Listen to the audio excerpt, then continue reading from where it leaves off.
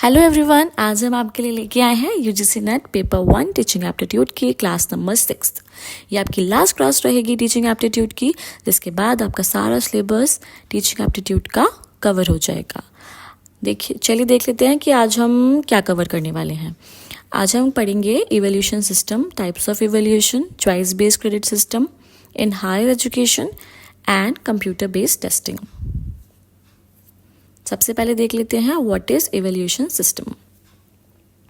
The evaluation system refers to the structured method used to assess, measure and analyze the performance, outcome और effectiveness of a program।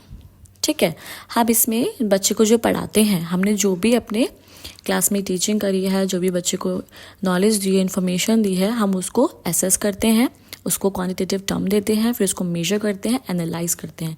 This all comes in evaluation. ये हम क्यों करते हैं? It involve setting clear objective, using appropriate tool और metrics, collecting data and providing feedback for improvement.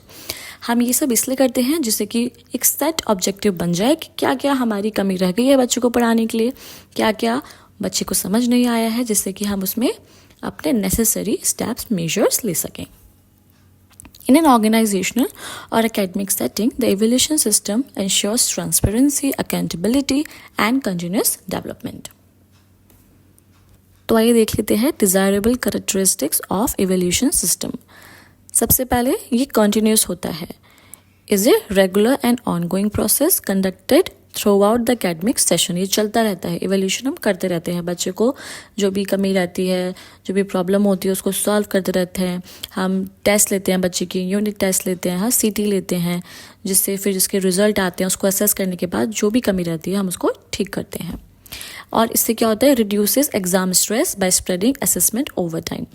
हम सीटी क्यों लेते हैं? कि जिससे बच्चे को एक साथ सारा सिलेबस हम सीधे एनुअल एग्जाम में ना दें, उसको थोड़ा थोड़ा पढ़ाते चलें, जिससे वो उसको समझ आता रहे और उसके मेमोरी में फीड होता रहे, उसको अंडरस्टैंडिंग उसकी बिल्ड होती रहे। और इवैल्यूएशन सिस्टम कॉम्प्रिहेंसिव होता है, कवर बोथ स्कॉलास्टिक एंड को scholastic areas. Evaluate cognitive, emotional, psychomotor skills, इसमें सारी चीज़ें आ जाती हैं। ओवरऑल डेवलपमेंट हो जाता है बच्चे का, कॉग्निटिव हो, संज्ञान का विकास हो, इमोशन का विकास हो, साइकोमोटर स्किल्स का विकास हो, इसमें सारे विकास आते हैं। ठीक है, तो evaluation system is a comprehensive and continuous process. अब हम देख लेते हैं मेजरमेंट, असेसमेंट और इवैल्यूएशन में क्या डिफरेंस है। Measurement is a part of assessment and assessment is a part of evaluation. तो इवैल्यूएशन में मेजरमेंट और असेसमेंट दोनों आ जाते हैं, evaluation is a whole part. इसको हम एक एक करके पॉइंट्स में डिस्कस कर लेते हैं। अब सबसे पहले देख लेते हैं हम on the basis of definition. Measurement, the process of quantifying performance. जब हम बच्चे का टेस्ट लेते हैं, उसको मार्क्स हम देते हैं, लाइक 10 में से 9 आए हैं या 100 में से 80 आए हैं, तो हम उसको कुछ टर्म्स दे रहे हैं, क्वांटिटेटिव उसके परफॉर्मेंस को मेजर कर रहे हैं। Assessment, the process of collecting information on learning, कि बच्चे को कितना समझ आया, कितना नहीं समझ आया, this is all comes in assessment.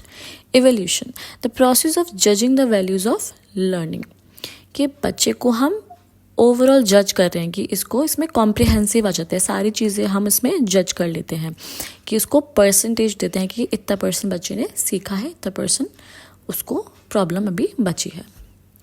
On the basis of focus, measurement में हम बच्चे को नंबर देते हैं, स्कोर्स देते हैं, ये एक रॉ डाटा रहता है। ओके, जैसे कि सीटी में, यूनिट टेस्ट में। असेसमेंट में क्या होता है? Tools and technique use to gather data, कि जिसमें हम सारा डेटा बच्चे का ओवरऑल उसका पोर्टफोलियो बना लेते हैं। ठीक है। Evaluation, interpretation and decision making, जिसमें हम फाइनल देखते हैं कि बच्चे में क्या क्या रह गया है सीखने से और क्या क्या उसको प्रॉब्लम्स आ रही हैं। On the basis of nature, measurement is a quantitative, जिसमें मार्क्स देते हैं, percentage, scores and all is a measurement.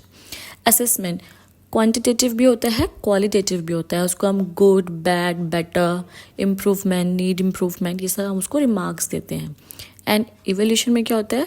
Qualitative होता है इंक्लूड्स वैल्यू जजमेंट, उसको बच्चे को हम ओवरऑल जज करते हैं। इसमें बताया था ना, इसमें क्या क्या आ जाता है, साइकोमोटर आ जाता है, इमोशनल भी आ जाता है, कॉग्निटिव भी आ जाता है, सब कुछ आ जाता है। ये क्वालिटेटिव है आपका। अब देख लेते हैं on the basis of purpose to determine how much a student has achieve. इसमें देखते हैं कि बच्चे ने कितना अचीव किया है, उसको मार्क्स के बेसिस पे हम जज करते हैं मेजरमेंट में। ओके, असेसमेंट में to understand how well learning objective are met, कि जो हमने ऑब्जेक्टिव सेट करे थे वो कितने हमारे अचीव हो गए हैं through teaching. And on the evaluation में क्या होता है, टू डिटरमाइन द वर्थ और इफेक्टिवनेस ऑफ लर्निंग, उसकी हम वर्थ जान सके और उसकी इफेक्टिवनेस जान सके लर्निंग की। कुछ एग्जाम्पल देख लेते हैं मेजरमेंट के। स्टूडेंट्स को 40 आउट ऑफ 50, जो मैंने आपको बताया था शुरू में, 50 में से 40 नंबर बच्चे के आए, हमने उसको एक क्वांटिटेटिव टर्म दे दी है। Assessment, teacher review assignment project presentation. Okay, हमने बच्चे को कुछ समर वेकेशन में प्रोजेक्ट दिया है, हम उसका असेसमेंट कर रहे हैं कि आपने अच्छा बनाया है या फिर आपको और ज़रूरत है इसको और अच्छे करने के लिए, आपका अच्छा है, आपका अच्छा नहीं है, आप थोड़ा और इम्प्रूव करके लाइए, लाइक दैट। इवैल्यूएशन में क्या होता है, principal evaluates if a course improvement student skills. ठीक है, कि इस कोर्स ने बच्चे में कितनी स्किल्स और एनहेंस करी हैं, कितना उसका विकास करा है, कितना नहीं करा है। अब देख लेते हैं टाइप्स ऑफ इवैल्यूएशन। इवैल्यूएशन के कुछ टाइप्स हैं। सबसे पहले है फॉर्मेटिव। फॉर्मेटिव क्या होता है, when conducted during the teaching learning process. ठीक है, जैसे बच्चे को हमने अभी कुछ चैप्टर पढ़ाया है, हम उसके बारे में कुछ क्लास में ही हम पुटअप कर लें क्वेश्चन कि बताइए 5 कि कौन कौन से होल नंबर है, कौन कौन से नेचुरल नंबर्स हैं, हम उनको हैंड टू हैंड पूछ लें। ठीक है, इसका पर्पस होता है to monitor progress and provide continuous feedback. ठीक है, जो पढ़ा रहे हैं हैंड टू हैंड हम उसका फीडबैक ले सकें, बच्चे को कितना समझ आ रहा है। इसका फोकस रहता है इम्प्रूवमेंट में और बच्चे को एक सपोर्ट प्रोवाइड करने में, because teacher is a facilitator. इसके कुछ एग्जाम्पल्स हैं, जैसे कि class test, quiz, assignment and observation. हम कभी कभी बच्चे को ऑब्जर्व करके भी देखते हैं कि वो हमसे कांटेक्ट मेंटेन कर रहा है, हमसे सुन रहा है, आई कांटेक्ट कर रहा है, बच्चा इधर उधर देख रहा है, वो सुन रहा है कि नहीं सुन रहा है। ये सब पार्ट किसके हैं, फॉर्मेटिव इवैल्यूएशन के। अब है समेटिव इवैल्यूएशन। इसमें क्या होता है, व्हेन कंडक्टेड, कब होता है, at the end of an instructional period to assess overall achievement और लर्निंग आउटकम। ये आपका लास्ट में होता है। सपोज जैसे कि आपके फाइनल एग्ज़ाम्स होते हैं, बोर्ड एग्ज़ाम्स होते हैं, जैसे हम देख सकें कि पूरे साल बच्चे ने क्या सीखा, हम उसके पूरे साल के बेसिस पे हम उसका असेसमेंट और इवैल्यूएशन कर सकें। इसका फोकस क्या रहता है, सर्टिफिकेशन, ग्रेडिंग, प्रमोशन। हम बच्चे को सर्टिफिकेट देते हैं ना, you got 80%, you got A grade, like that. Example हो गए इसके final exams, end of term projects, standardised test. अब हम देख लेते हैं डायग्नोस्टिक इवैल्यूएशन। ये कब होता है, बिफोर इंस्ट्रक्शन बिगिन। क्यों होता है, to identify strength, weakness and learning gaps. बच्चे की क्या क्या वीकनेस रह गई हैं, क्या क्या लर्निंग गैप्स हैं जहाँ पे उसको और अभी पढ़ाने की नीड है। ये बेसिकली इसके एग्जाम्पल हैं, प्री टेस्ट इंटरव्यूज़ लेते हैं बच्चे के और डायग्नोस्टिक क्विजेस देते हैं उसको। प्लेसमेंट इवैल्यूएशन होता है हमारा एट द स्टार्ट। सपोज हम बच्चे को एंट्रेंस टेस्ट लेते हैं उसका आईक्यू लेवल चेक करने के लिए, उसकी नॉलेज कितनी है पर्टिकुलर क्लास के अकॉर्डिंग, वो वहाँ पे पढ़ने के लिए रेडी है कि नहीं है, ये सब इसके अंदर आते हैं। अब हम आगे बढ़ जाते हैं, चॉइस बेस्ड क्रेडिट सिस्टम देख लेते हैं। क्या होता है ये, the choice based credit system is a flexible system of learning that allow students to choose courses from a range of elective, core and skill based subject.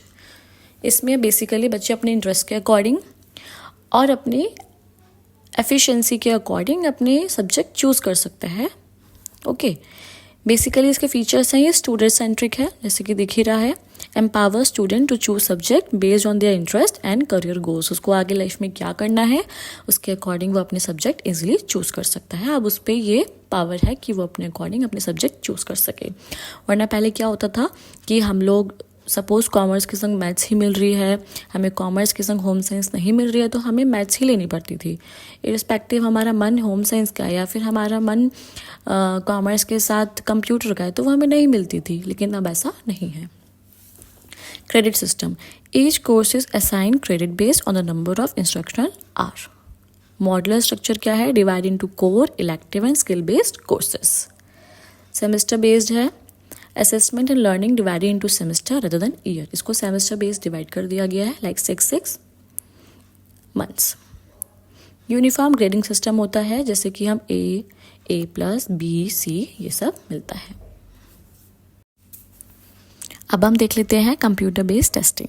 Computer based testing is a modern method of conducting exam using computers instead of traditional pen and paper format. It delivered questions electronically and record responses digitally.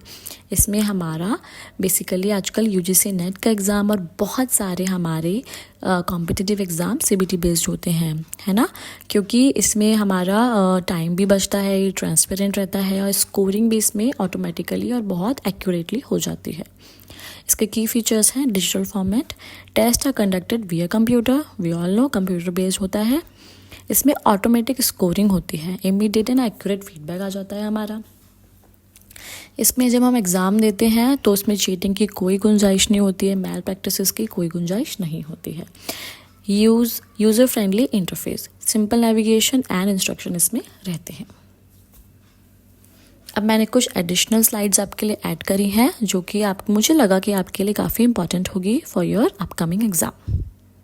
तो आइए देख लेते हैं difference between curriculum and syllabus. On the basis of meaning, curriculum क्या होता है? Complete academic content design for a course and program. Curriculum में आपके सब कुछ आ जाता है कि आपके एनुअल फंक्शन कब होने हैं, एग्ज़ाम्स कब होने हैं, कब कब आपकी छुट्टी होनी है, आपके सब्जेक्ट्स क्या हैं, ये सारी चीज़ें आपके करिकुलम में आ जाती हैं। सिलेबस में क्या होता है? पर्टिकुलर टॉपिक्स और यूनिट्स आती हैं सारे सब्जेक्ट्स की, कि मैथ्स में हमारी इतनी यूनिट्स हैं, साइंस में इतनी यूनिट्स हैं, इसमें और कुछ नहीं आता है। स्कोप कैसा होता है? करिकुलम का ब्रॉड होता है, include subject, cocurricular activities, teaching methods and assessment overall. और सिलेबस का स्कोप होता है हमारा narrow, only includes topics to be studied in a subject. केवल इसमें टॉपिक्स आते हैं जो हमें पढ़ने हैं, है ना, सब्जेक्ट में, कि हमें मैथ्स में क्या क्या पढ़ना है, हमें कॉमर्स में क्या पढ़ना है। इसके अलावा इसमें और कुछ एडिशनल नहीं होता है। करिकुलम बेसिकली हमारे एजुकेशनल बॉडी प्लान करती हैं, UGC, NCERT and boards. Syllabus जो होता है टीचर्स, यूनिवर्सिटीज़ को डिज़ाइन करती हैं। फोकस होता है करिकुलम का, फोकस ऑन ओवरऑल डेवलपमेंट और सिलेबस का होता है सब्जेक्ट वाइज लर्निंग। टाइम होता है covers the entire course duration curriculum में, और सिलेबस में होता है यूजुअली फॉर 1 टर्म और 1 academic year. And the most important part अब आपका आता है, जो कि आपको ज़रूर से कहीं मेंशन करना है। इसमें से 1-2 क्वेश्चन आपके आ ही जाते हैं। कुछ इंपॉर्टेंट डेट्स मैं आपको बताती हूँ, एजुकेशन एंड टीचिंग रिलेटेड, आप इसको मेंशन कर लीजिए कहीं भी ज़रूर से। सबसे पहले जनवरी 4 को होता है वर्ल्ड ब्रेल डे, जनवरी 24 को होता है नेशनल गर्ल चाइल्ड डे, फरवरी 21 को होता है इंटरनेशनल मदर लैंग्वेज डे, फरवरी 28 को होता है national science day, June 21 international day of yoga, September 5 teachers day, we all know, September 8 international literacy day, September 14 Hindi day, October 5 world teachers day, we all know, October 11 international day of girl child, October 20 world statistic day, November 1 national education day, November 14 children's day, and November 20 universal children's day. Thank you so much, that's all for today. आपको video अच्छी लगी हो, informative लगी हो, आपके काम की लगी हो, आप ज़रूर से लाइक, शेयर, सब्सक्राइब करें। आज आपका टीचिंग एप्टीट्यूड का सिलेबस पूरा कंप्लीट है। Thank you so much.